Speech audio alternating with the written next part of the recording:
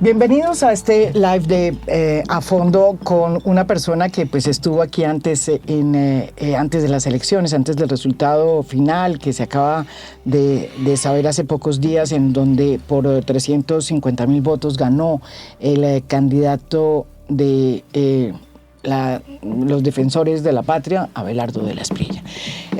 Bienvenido aquí, Ángel Becasino. Porque estás aquí, entre otros, pues porque habíamos quedado de la vez pasada de hacer como una especie de análisis postelectoral, pero yo también te quería invitar acá. Ustedes muy bien saben que Ángel Becasino, además de periodista, escritor y un muy reconocido, digamos que manejador de campañas, ¿cómo se dice eso? Sí, manejador de campañas políticas. También escribió, óiganme bien, una biografía en el 2012 que se llamó La Pasión del Defensor, una biografía escrita por Ángel Becasino sobre el reconocido abogado penalista colombiano, hoy presidente electo, Abelardo de la Espriella. ¿Qué me contás? Mira, me anticipé a los tiempos. Exactamente, 2012. 2012. Ángel, cuéntanos cómo es que llegaste a hacer esta biografía, por qué lo hiciste y qué personaje encontraste. ¿Cómo es el nuevo presidente electo?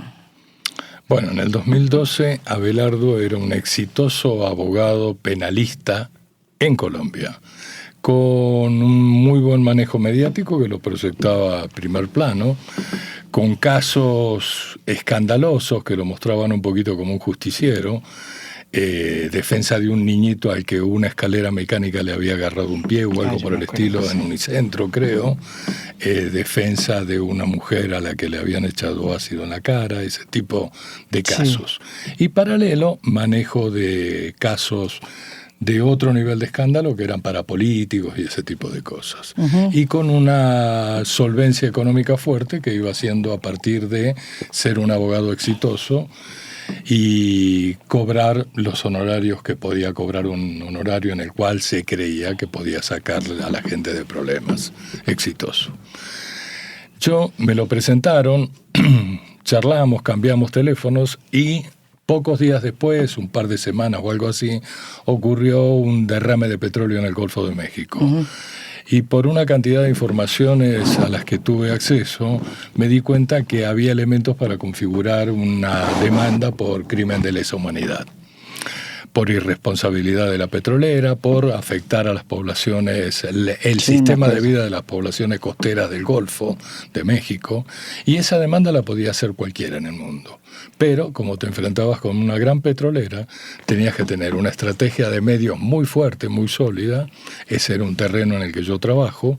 Y por el otro lado, tenías que tener una composición jurídica de abogados muy impactante.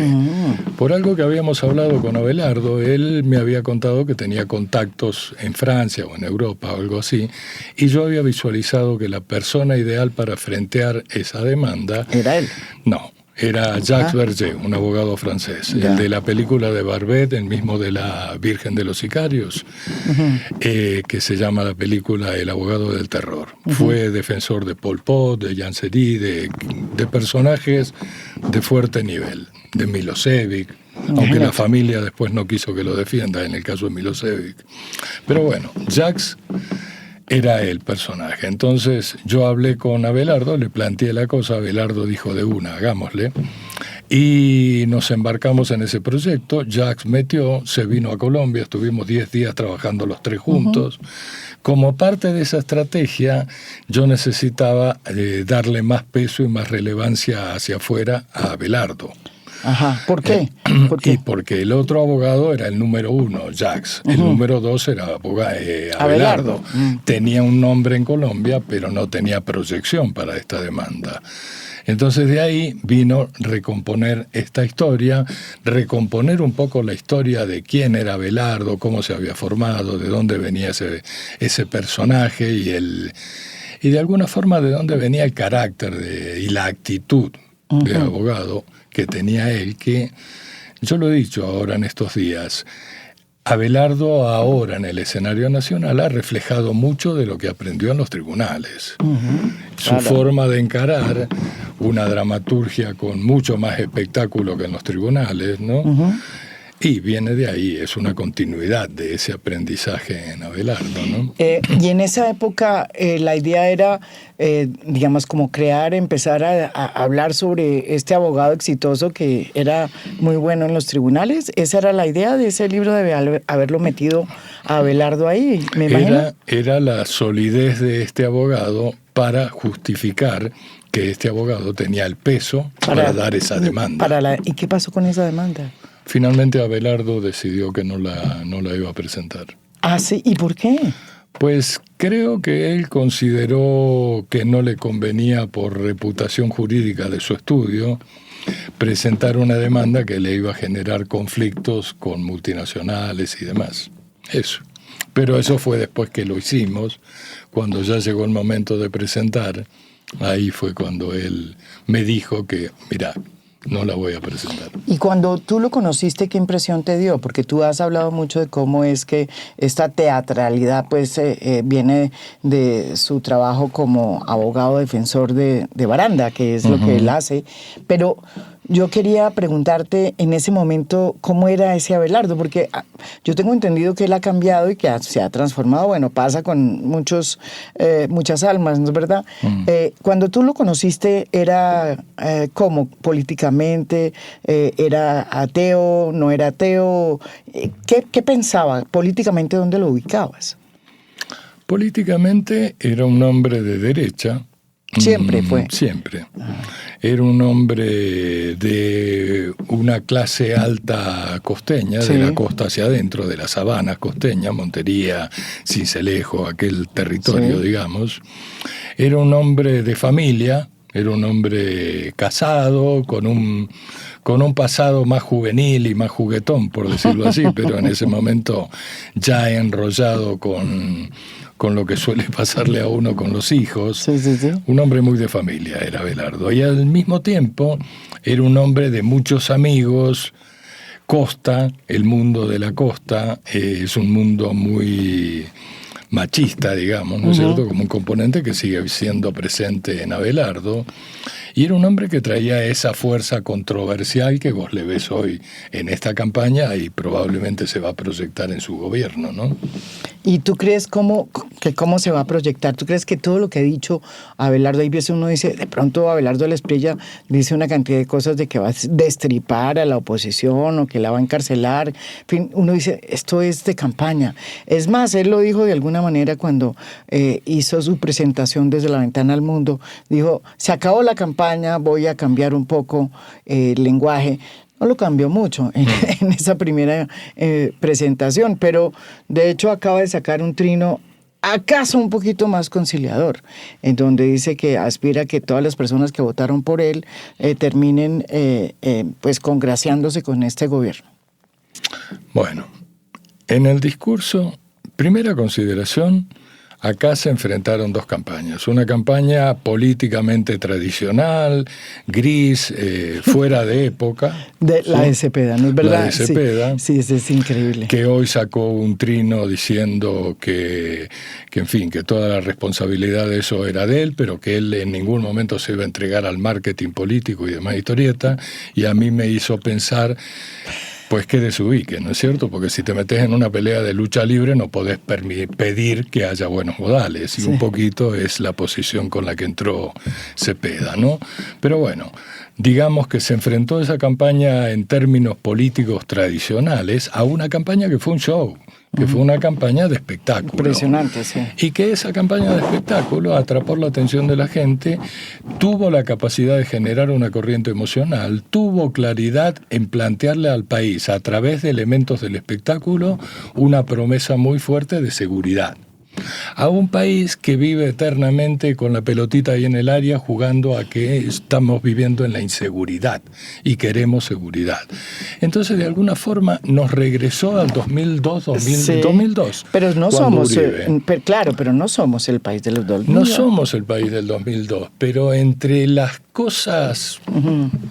No las califiquemos. Las cosas que ha hecho las disidencias, los helenos y un montón de gente, bombas, atentados, algunas matazoncitas, por decirlo en simpático, o matazones largas, lo que han generado más el eco mediático a eso, que no hay que, la campana esta de eco mediática es importante, exacerbaron la idea de que estamos en una inseguridad muy fuerte. Entonces le dieron el clima para que el elemento central para la promesa fuera la seguridad.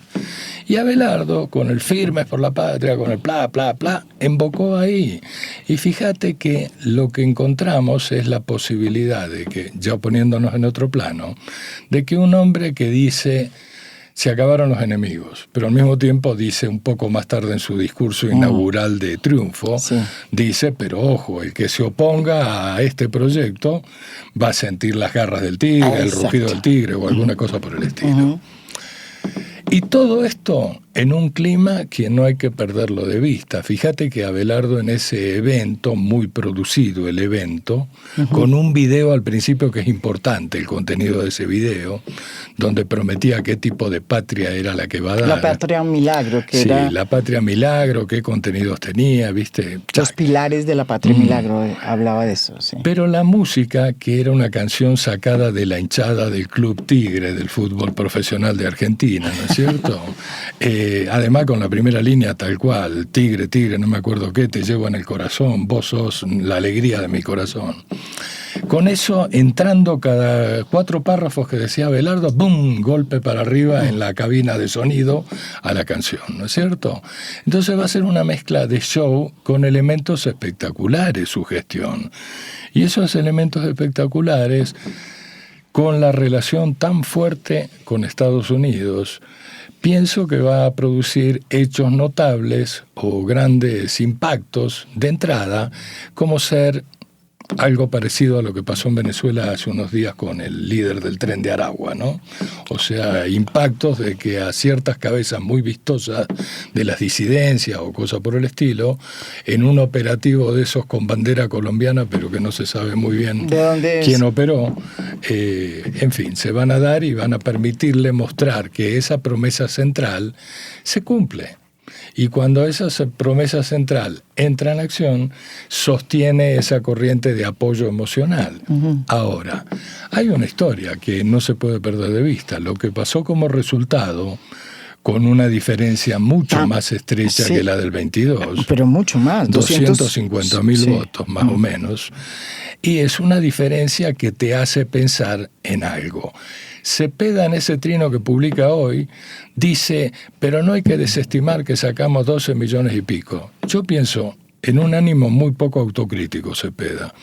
Yo pienso que lo que Cepeda tendría que ver y debería verse es lo cerca que estuvieron de ganar. Es que, claro, es que la pregunta que nos hacemos ¿por qué no ganaron? Es ¿por qué no ganaron? Claro, ¿y tú por qué crees que no ganaron? Y porque cometieron, qué pena con Cepeda que dice que no cometimos errores. Sí, cometieron errores. Evaluaron mal la estrategia, evaluaron mal cómo debían jugar esa pelea con ese tipo de personaje al que estaban enfrentando.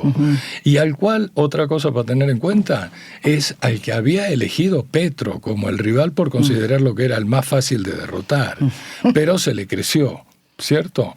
Entonces, ni en la primera vuelta que se llevaron por el triunfalismo de que ganaban por ser el aparato de gobierno y todo lo demás, ni en la segunda que se durmieron y recién reaccionaron en los últimos 10 días más o menos, estuvieron, digamos, ubicados en la realidad. Y todos esos... Ok, si no le gustan los errores, digamos, todas esas fallas de evaluación provocaron un resultado que pudo haber sido otro.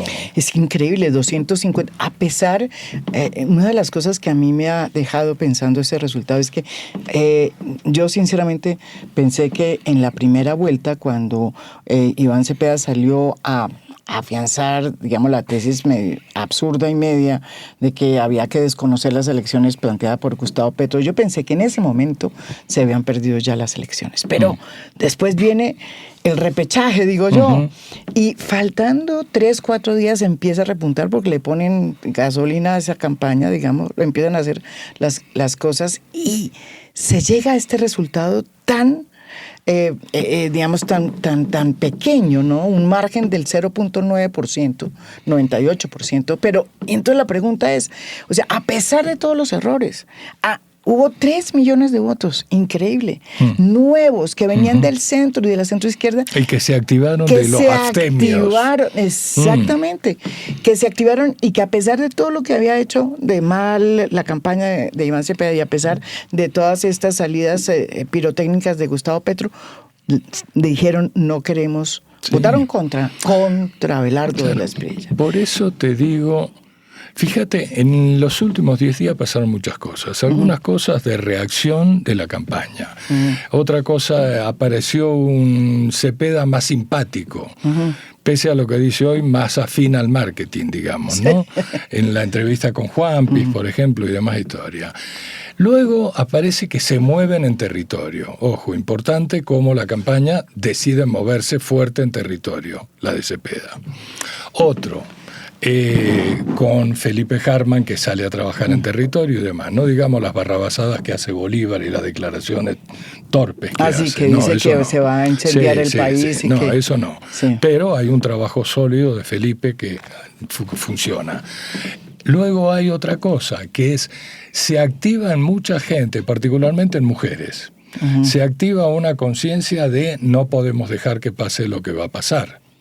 Y ese activarse genera un montón de militancia activa y seductora hacia el voto de otros, que también explica esa trepada, ese acortar distancia tan fuerte. Pero entonces viene, para mí la pregunta que deberían hacerse en la autocrítica esta, es ¿por qué no ganaron? Porque es una responsabilidad muy grande la que han tenido en función del proyecto que representa Petro y la pretensión de continuidad de ese gobierno que se frustró. ¿Y tú crees que en ese no ganaron y esas razones de por qué no ganaron, además de todas las errores que tú dices y señalas de la campaña, no tuvo mucho que ver las salidas de Gustavo Petro? O sea, o consideras que eso no pasó, como el tema, por ejemplo, de decidir no aceptar el resultado electoral, caramba, que es la base, pues, de cualquier democracia, por más golpeada que sea, ¿no? Sí, pero esperamos un segundito. Por un lado, vos podés ver eso de Petro, pero también tenés que ver que en los últimos días Petro bajó muy fuerte su presencia de campaña. Sí. Y subió la de Iván. Entonces, un elemento a tener en cuenta. Otro elemento que también hay que considerar es que, si bien la campaña de Abelardo sostuvo su ritmo, sostuvo la metodología con la que venía jugando, Abelardo cometió errores para ese tiempo electoral y con la colaboración de los gringos, porque lo que pasó con este chico Beto Coral fue un error, mandó un campanazo de censura fuerte. Lo que pasó con Federico Gómez Lara, otro campanazo. Digamos que pasaron campanazos de decir, uy, pero este muchacho, Abelardo, va a tener un perfil demasiado autoritario, e incendió más los temores. Entonces eso también contribuyó al repunte de Cepeda. Sin embargo, insisto, la campaña de Cepeda y Petro tienen fuerte responsabilidad en el triunfo de Abelardo. Es eso. Y ahora, vamos a Abelardo. Tú dices que cometieron muchos errores, el propio Abelardo cometió errores, pero ganó, ¿no?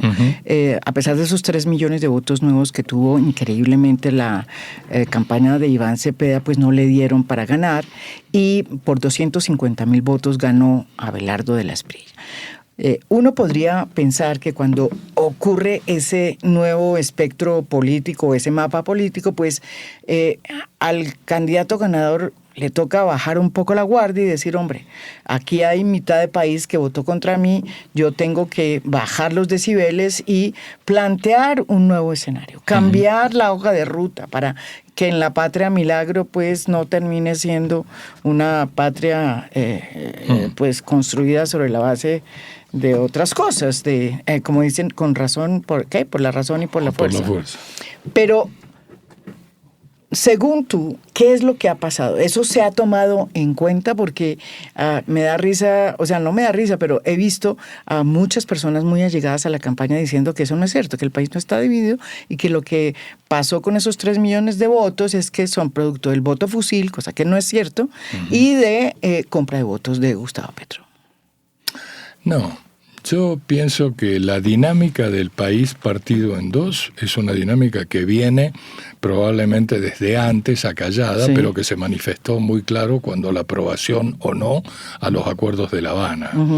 Fíjate que esa división del país en partes casi iguales es la que se sigue presentando en todas las elecciones posteriores. Entonces ahí no hay una novedad. El país está partido en dos. Como si te dijera el país que sueña con la justicia social, para ponernos en románticos, y el país que sueña con los intereses. Chácate. Esa es la realidad del país. Ahora, la gran pregunta, te insisto, es cuando después de una rutina de 200 y pico de años, este país dijo, quiero otra cosa, quiero cambiar. Y crea un bloque de izquierda. Y crea un bloque de izquierda que había venido creciendo. Yo estuve con Lucho en el 2002-2003, ¿viste? Y ahí empezó a crecer esto y cada vez fue más grande. En el 18 con Petro 8 millones y pico de votos, que yo estuve ahí. Sí. Claro, y así siguió. Entonces hay un país que también hay que tener en cuenta. A veces la gente mira la cifra y dice, oh no, cada vez tenemos más. Pero el país también somos cada vez más. Probablemente no sé la cifra, pero como si te dijera en el 2003, 2002 éramos 40 millones, ahora somos 50. Pero mira que la diferencia, Ángel, y me permites, es que por primera vez tenemos un bloque de izquierda fuertemente constituido y un bloque de derecha, porque antes los partidos, sobre todo en el 2018 se vio muy bien, o sea, el poder se disputaba entre la centro y la derecha. Nunca aparecía un bloque de izquierda. Durante años, es más, yo podría decir que durante siglos. Esto es distinto. Claro, pero esto históricamente los liberales venían a ser como la izquierda, aunque estaba el dicho de pagodos los liberales. Sí, ¿viste? es muy distinto. Sí, pero bueno. Pero estaba dividido, hubo una violencia política que planteó una división profunda entre liberales y conservadores. Sí. Con cosas que era la iglesia, ¿viste? Muy alineadas en este costado, la familia, tradición, familia y propiedad. Al Partido Conservador. Para este lado y por el otro lado era la pretensión de otra cosa, ¿viste? Sí. En fin, el país laico, bla, bla, bla. Yo siento una cosa, en América Latina y en muchas partes del mundo, la decadencia de las estructuras firmes de la política, que eran los partidos, con su ventaja, digamos, que era la formación de cuadros para hacer gobierno, ha ido perdiendo protagonismo en el escenario y ha sido reemplazada por los outsiders famosos, pero también por movimientos outsiders, ¿no? Como La Libertad Avanza en Argentina, ¿viste? Como los Defensores de la Patria acá, ¿no? Entonces, que son movimientos políticos y no partidos. Que no son partidos, por consiguiente, las estructuras son más emocionales que organizadas o estructuras verdaderas. Entonces también es un factor que hay que ver cómo irrumpe en la realidad y cómo los movimientos tienen una capacidad de jalar emocionalmente, tienen también esa capacidad de formar una militancia, lo que llamamos de izquierda, que yo llamaría la favorable a una justicia, a una mayor justicia social. Porque eso de izquierda, ¿viste? Es un facilismo, lo mismo que decir de derecha. Y luego hay una cosa que creo que la vez anterior lo charlábamos con vos la vez pasada, que era ese centro que insistimos en llamar centro, que no es centro, que es una indefinición, que es un país que lo único que quiere, con una sedimentación un tanto conservadora debajo, ojo. François Mitterrand decía que el centro es la derecha blanda. Una frase de las memorables de aquel. Eso es. Entonces, ese centro a veces se tienta por el deseo de cambiar. Porque en esta sociedad, como en otras, hay un montón de cosas que sería bueno que cambien por lo menos un poco. Y luego hay un montón de gente que está muy contenta con el estado de cosas y no quiere para nada que cambie. Y ese centro realmente es el que acaba dándole el peso electoral a un costado o al otro. Y en esta ocasión fue a Cepeda. En esta ocasión una parte de ese centro se apareció En de la no segunda votar, vuelta, sí. apareció en la segunda, los Sí. abstemios que te cuento, decidieron salir. Se levantaron la falda, ¿viste? Y fueron al frente. Sí, sí. Y luego estuvo consolidado lo que traía Abelardo, Siguió. Sí. que siguió. Pero fíjate que el hecho de que Abelardo ganara en primera vuelta, donde había un montón de competidores, pero ganó por 600, 700, 800. Holgadamente. Muy sobrado. Y luego se apretó a este nivel. Por un lado muestra que el país sí está empatado en dos costaditos, ¿no es cierto? Pero tenía la posibilidad de ganar la izquierda. De ganar. Sí, la y ganar de la izquierda. continuar mejorando en lo posible. Pero ¿no crees que eso muestra que hay un país distinto? Hay un país distinto. Es que eso es lo que a mí me sorprende mucho, porque por todas las falencias que tú señalas, 250,000 votos estando en el poder, teniendo todo lo que tenían, además como con el viento de cola en el tema, digamos, de justicia social, que es una cosa muy rara porque en las otras partes digamos, de la orbe y de América Latina eso no está sucediendo. Acá sí, y no alcanzaron. Pero como yo te hice la primera pregunta sobre si tú piensas que esa división y ese país nuevo lo tiene Abelardo en la cabeza. O sea, Abelardo de la Espriella cuando está sacando ahora estos trinos, porque pues no sabemos muy bien, para mí sigue siendo todavía una especie de acertijo, qué es lo que va a pasar con él. Pero acaba de sacar, por ejemplo, un trino en donde es más conciliador diciendo, ¿saben qué? A las personas que no votaron por mí, a las personas que me cuestionaron, yo espero que a lo largo de este gobierno demostrarles que también este gobierno va a gobernar para ustedes y que ustedes van a terminar contentos con lo que yo voy a hacer. Eso es más o menos lo que él dice. Bien. ¿Tú crees que va a descubrir, que va a gobernar pensando que el país está dividido o no? Yo pienso que él va a ser consciente de la necesidad de que el país no siga fracturado para que el proyecto que quieran implementar se pueda implementar. Por consiguiente, pienso que va a empezar a emitir señales claras, fuertes, de un país en vías de armonizarse, de perder el terreno de la confrontación tan violenta que tiene y pasar a ser un país en que todos pateen para adelante, por decirlo futbolera, que ahora que estamos en Mundial. Sí. Entonces creo que él va a ser consciente de eso y va a apostarle a ese tipo de juego. Por lo que lo conozco, es hábil para detectar por dónde le conviene moverse a Abelardo. Y esta creo que no va a ser la excepción. Entonces me parece una cosa... Así como uno sabe que una cosa es la primera vuelta y una muy distinta es la segunda, también una cosa es la campaña electoral y otra cosa es el gobierno. Muy distinta. Y lo que se dice en la campaña electoral es una historia y luego la realidad es otra historia. Sí, entonces, eso ha pasado sobre todo con todos estos de izquierda y derecha que han venido a ser, digamos, que tienen como narrativas, digamos, como... Claro, quizás con una advertencia, quizás de los tipos que más coherentes fueron entre lo que dijeron en campaña y lo que hicieron, una salvajada, Javier Milei. ¿Por qué no? Sí, porque él sí dijo que iba a reducir el Estado y lo está haciendo. ¿Sí? Él apareció con la motosierra y aplicó la motosierra. Sí. Y la aplicó de forma simbólica, pero tan salvaje como se aplicaba acá en Colombia la motosierra. Sí. Y el daño que generó este chico Milei, pese a los resultados vistosos que presenta y que zarandea por ahí, el daño que generó, y le va a costar a Argentina recomponerlo. Entonces, una cosa es que sean parientes del libreto, Abelardo, Milei, Trump, etc. Y otra cosa es la sensatez con la que lo pueden implementar. Tiendo y espero a pensar, y espero que sea, que Abelardo lo va a hacer con mayor sensatez. Milei creo que es un chico con problemas en la cabeza. Y por ejemplo, en el tema del respeto a la oposición, el respeto a los que piensan distinto, que es uno de los temores que yo creo que más movió a esos 3 millones de votos de más que tuvo Cepeda. ¿Tú qué crees que puede pasar, teniendo en cuenta que el resultado es tan apretado? Bueno, Ahí yo tengo un signo de interrogación porque observo que Abelardo es un hombre de reacciones impetuosas, ¿no?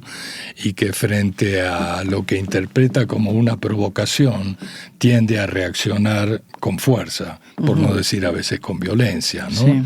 O desmesuradamente. Entonces, insisto, tengo un signo de interrogación y pienso que ahí hay algo sobre lo cual, en aras también de esta conveniencia de que el país encuentre un equilibrio entre los dos polos, sería bueno que Abelardo también encuentre su equilibrio entre esos dos polos, ¿no? Y no sería un poco, ilógico pensar que de todas formas, que lo hemos venido trabajando mucho aquí en este podcast, una reflexión que yo siempre he hecho, en el fondo lo que nos está pasando es que nos estamos volviendo de alguna manera un país más normal políticamente. O sea, nunca hemos tenido una izquierda así. Tú que las viste crecer, esta es la primera vez que hay un partido realmente constituido y que es un epicentro que jala, ¿sí? Porque antes la izquierda servía como de apéndice, ¿sí? De otros epicentros que eran más bien de centro o de centro izquierda o de centro derecha, sobre todo de centro derecha. Pero esta vez hay un epicentro de izquierda y un epicentro de una nueva derecha que estaba muy pensada en el modelo de Trump, desde luego. Sí. Eso no es... Eso no nos pone como ajá en otra Esperame cosa. un segundito. Para que observemos algo, Sí.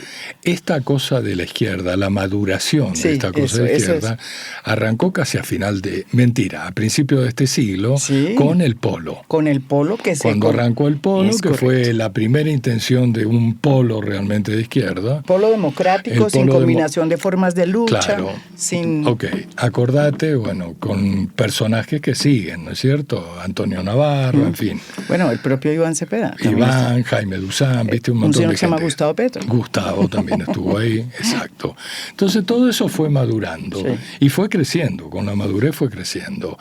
En el caso de la derecha hay un fenómeno al revés. Acá ha ido decreciendo el centro democrático, ojo, en sus propias torpezas, etcétera, etcétera, y también en la decadencia de su cabeza, que hay que verla clarita, ¿no es cierto?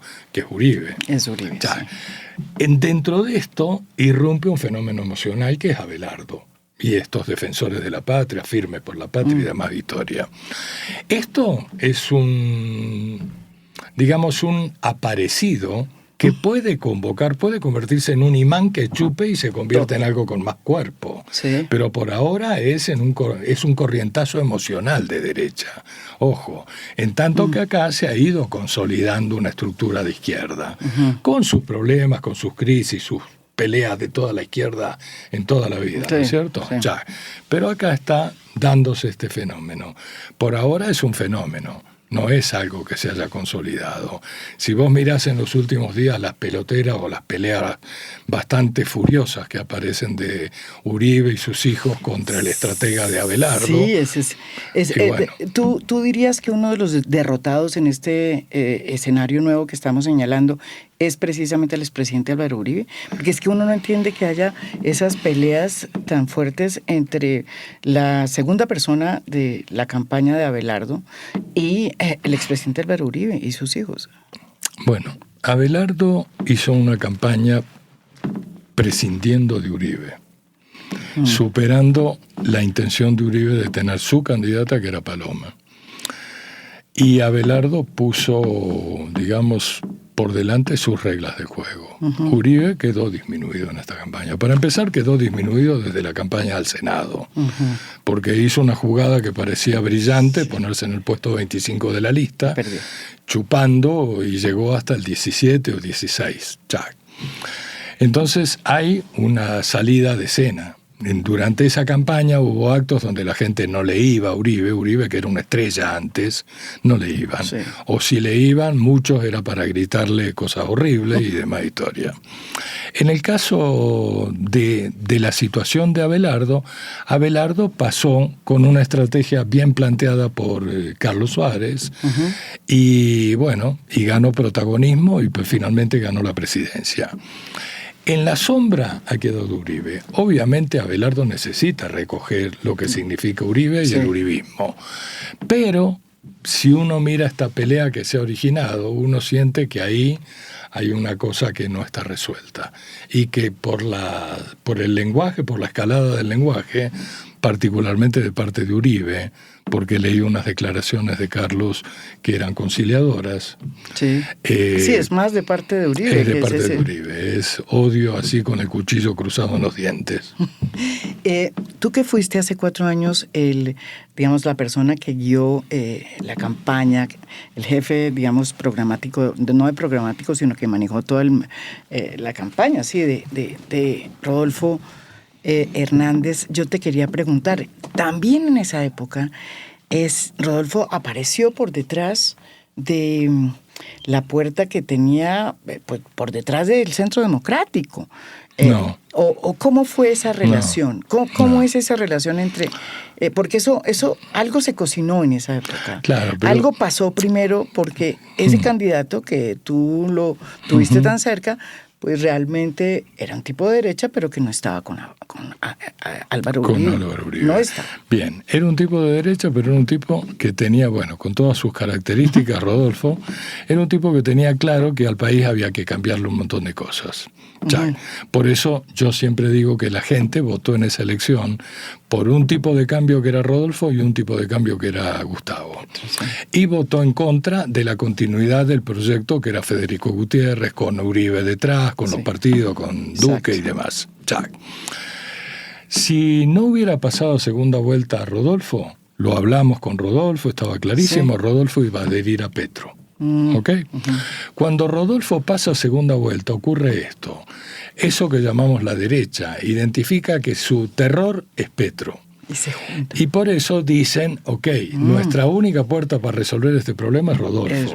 Y se suma Rodolfo. Y a Rodolfo le pasa que en esa segunda vuelta pierde ímpetu competitivo, por llamarlo de esa manera, y bueno, y entonces se abre el camino para que la estructura de él se derechice. Prácticamente en segunda vuelta no hay campaña de Rodolfo, porque, en fin, ocurren un montón de cosas y se debilita la campaña. Y finalmente ocurre el resultado que ocurre. La campaña de Petro es mucho más agresiva en esa segunda vuelta, directamente contra Rodolfo.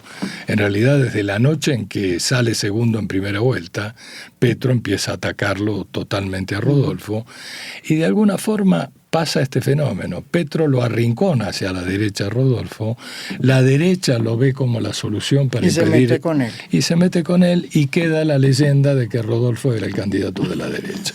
Pero es una leyenda. No más. Esa es una muy buena aclaración. ¿Y tú crees que cuál va a ser el futuro de Gustavo Petro?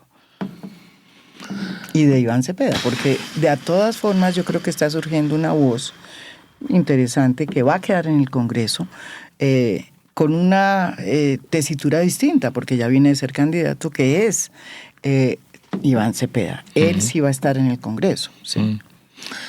Gustavo, pienso, va a tratar de ocupar el espacio central de la oposición. De alguna forma va a ocupar un rol, además con su manejo particular de X, Twitter, ¿no es cierto? Dedos ágiles, un poco lo que era Uribe frente a Juan Manuel Santos. ¿Tú crees que se le va a volver el...? Sí. Se le va a volver el tití, ¿viste?, encima del hombro, complicándole la historia a Abelardo. Hay que ver si Abelardo juega drástico contra Petro y qué posibilidades tiene de jugar drástico. Es otra milonga. Con referencia a la extradición. Sí, con referencia a eso. Sin embargo, el otro día, el hermano del flaco que estaba en el BID, del Luis Alberto Moreno. El hermano de Luis Alberto, Moreno, sí. Bernie hizo uno dice como si fuera de la familia, Bernie, ¿viste? Sí, Bernie, pero Luis Alberto también. Luis Alberto también, bueno. Sí. Pero en fin, Bernie Moreno hizo una declaración de que era probable que el gobierno gringo lo quitara a Petro, y supongo que eso la quitaría a Verónica y demás, que es un problemita que carga Petro, sospecho, de la lista Clinton. Entonces, eso es algo que va a pasar, pero... Solo si se porta bien, dijo Bernie Moreno. Solo si se porta bien. Eso hay que dijo Bernie Moreno. ¿Qué significa eso? Que se porte bien. Pero en lo demás, creo que Petro va a ocupar el espacio central de la oposición. Y Cepeda, por carácter y por, en fin, por lo que sea, va a ser un buen senador, como es, no demasiado protagónico en el Senado. Sí. Pero este impulso que tiene en este momento por una votación, sospecho que no va a ser lo que se mantenga como el gran impulso, como alguna gente piensa, que ya es un candidato ganador para el 30. Uh-huh. Sospecho que van a aparecer otras voces, otros protagonismos, que en este momento uno ve muy poco de eso. Uno ve en la izquierda algún protagonismo de cara a la alcaldía de Bogotá. O sí, de cara está Carlos Carrillo. Carrillo en Carlos particular. Carrillo, ¿no es verdad? Sí. sí. Carlos Coincidimos. Carrillo. Sí. Carlos Carrillo. Sí. Por eso, pero solamente para la alcaldía de Bogotá. Y de resto, como posible candidato, semillero de candidatos, la izquierda puede haberse quedado sin candidatos, dices tú. Pues en este momento uno no ve que las pequeñas figuras pudieran jugar. Un impulso lo logró Carolina Corcho con 700, 800 mil votos en la consulta. Carolina le fue bien en ese recorrido por país que hizo, tiene fuerza y podría ser una posibilidad. Pero supongo que van a intentar aparecer nuevas posibilidades. Todavía no están en el tablero. Y una pregunta que yo creo que es muy importante.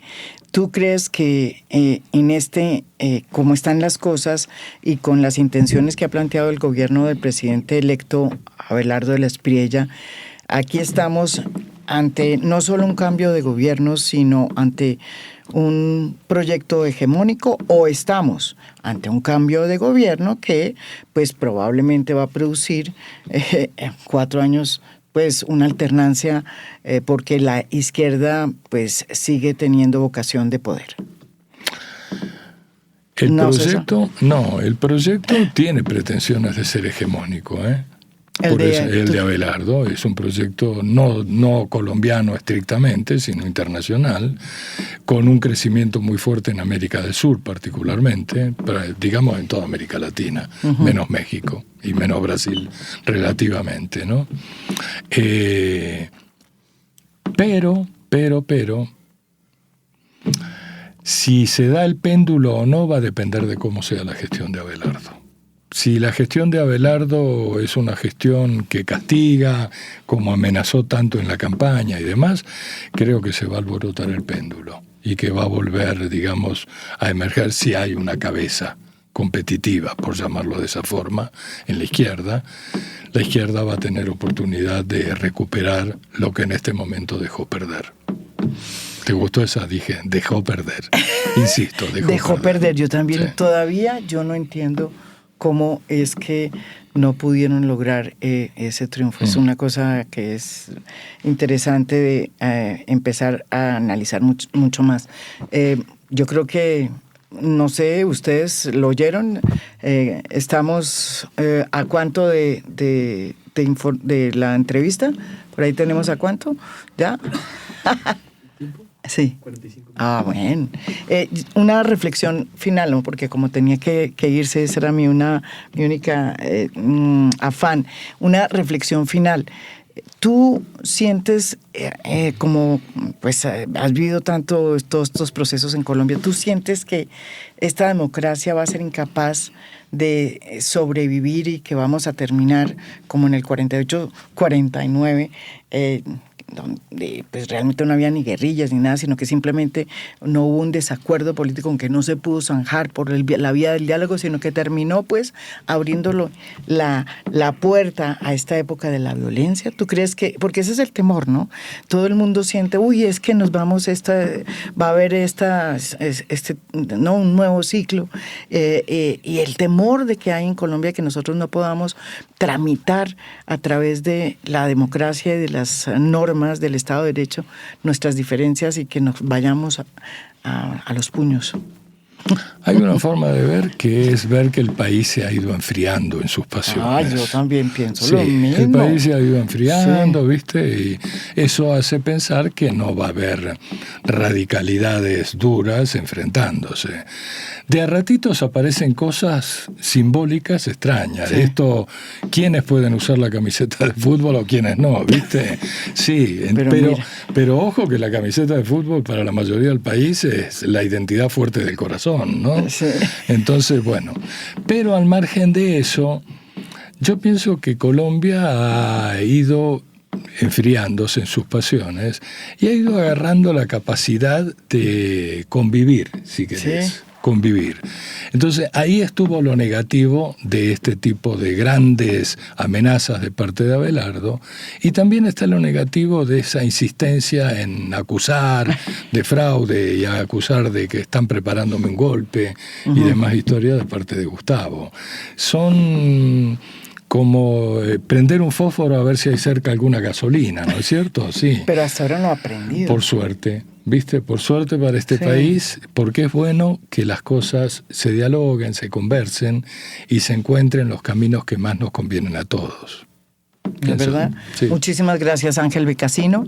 Este es un primer análisis, yo creo, muy interesante sobre lo que verdaderamente está en juego. Ahora que tenemos este nuevo escenario político, un presidente electo, Abelardo Aspriella, Firmes por la Patria, que plantea refundar la patria a través de la Patria Milagro y por 250.000 votos. Y del otro lado, un bloque de izquierda nuevo que nunca habíamos tenido y que está ahí, se quedó ahí, y que todavía no entendemos por qué, como dices tú, pues no ganó.